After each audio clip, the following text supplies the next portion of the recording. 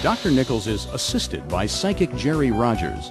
An attorney and academic administrator, her first paranormal experience was during a childhood seance. It was my birthday, and I had 3 or 4 little girls over, and we were doing the silly slumber party stuff, and we had started out talking about having a seance, and we started that out, and it got kind of silly. It didn't go very far. And then we decided to try levitation. My dad, silly, decided he'd be the first victim, and so he laid down on the floor, and one of us on each side of him put our fingers under a side of him, and then did the, light as a feather, stiff as a board, and we were lifting him up, and suddenly we looked up in the sky, and there he was up over our heads. All right, looks good here. Rounding out the team are technical experts Scott Flagg and Jack Roth. Both have been intrigued by the paranormal since childhood. Jack's interest crystallized when he took some extraordinary photographs at a southern plantation house haunted by a little girl and a slave woman. A slave woman who wore a turban to hide her ears that had been cut off by her master. When I developed the film, there was something on the front porch.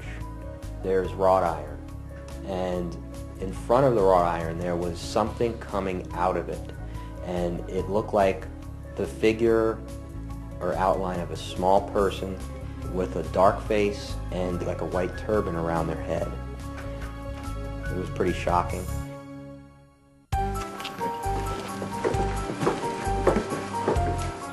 For their site survey, Dr. Nichols, Jack, and Scott will analyze the lighthouse area's general electromagnetic activity.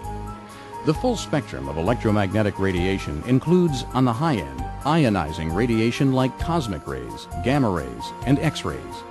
In the middle of the spectrum, there's visible light. And at the low end of the spectrum, there's extremely low-frequency radiation. This is the portion of the spectrum that particularly interests Dr. Nichols. Commonly, these frequencies are associated with natural geologic activity and their consequent magnetic fields. This is quite strong right here. Dr. Nichols believes there's a strong correlation between these unusual magnetic fields and paranormal activity. This whole area is really high. Sometimes geological faults create powerful magnetic fields under a site like this lighthouse. What we find is that these sites are particularly associated with hauntings. What we think these magnetic fields do is that they affect the brains of people who are sensitive to these fields, jump-starting their psychic abilities and allow them to perceive the ghosts. To measure this electromagnetic activity, often Dr. Nichols and his team use handheld equipment like this tri-field meter. And this particular instrument is designed specifically to pick up extra low frequency electromagnetic fields. It screens out other types of radiation. So we use this in areas that are believed to be haunted in order to look for unusual energy patterns, which we frequently associate with these places. Simultaneously, Jerry Rogers, the team psychic, will survey the lighthouse, fuel room, and keeper's house using her psi powers, her powers of extrasensory perception.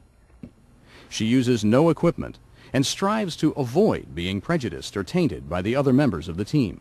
We go in separately because we don't want the research team to go to the spots that I've identified as possible hot spots, nor do I want to go in knowing what they've already found, because ultimately what we're trying to do in the research that we do is find corroborating evidence. Why don't we check the courtyard here first and just get an ambient field reading.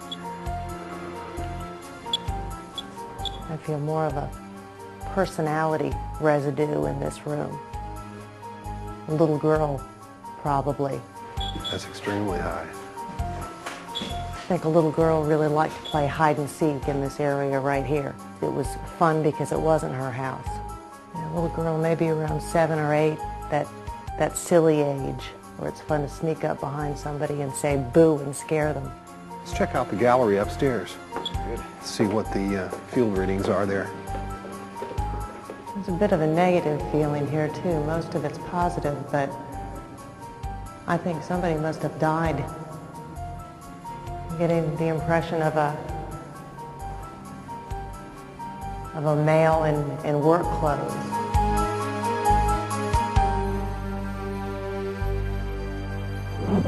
We finished our preliminary surveys. I thought we would talk a little bit about what the plan is going to be for today. The strongest impressions that I got were downstairs in the basement down here towards the stairwell, And then on the, I think it's the second landing of the lighthouse, those were pretty much the strongest. Also the gallery seemed to be a significant place, probably a place we should check out more thoroughly, kind of halfway in between the center of the room, perhaps. The gallery upstairs on the second floor. Top floor.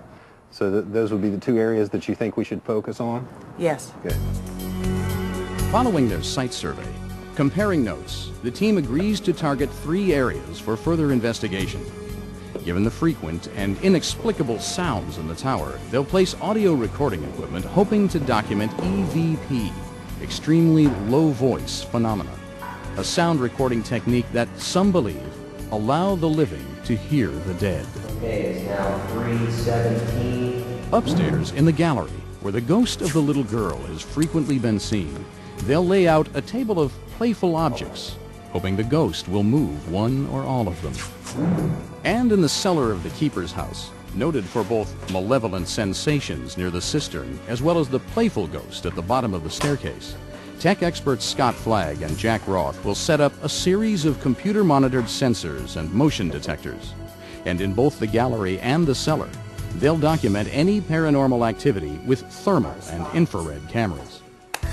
Primarily, infrared cameras are used at night under zero-lux conditions where there's no ambient visible light, and they enable you to see in the dark, basically, by bouncing infrared radiation off of objects. This is a thermovision camera. For the purposes of paranormal investigations, it measures temperature variance. For some reason or another, paranormal phenomena seems to be captured quite frequently on the infrared spectrum with infrared cameras. The darker the color, the colder the area. These entities or this energy, they tend to be colder. With this, we're able to see it.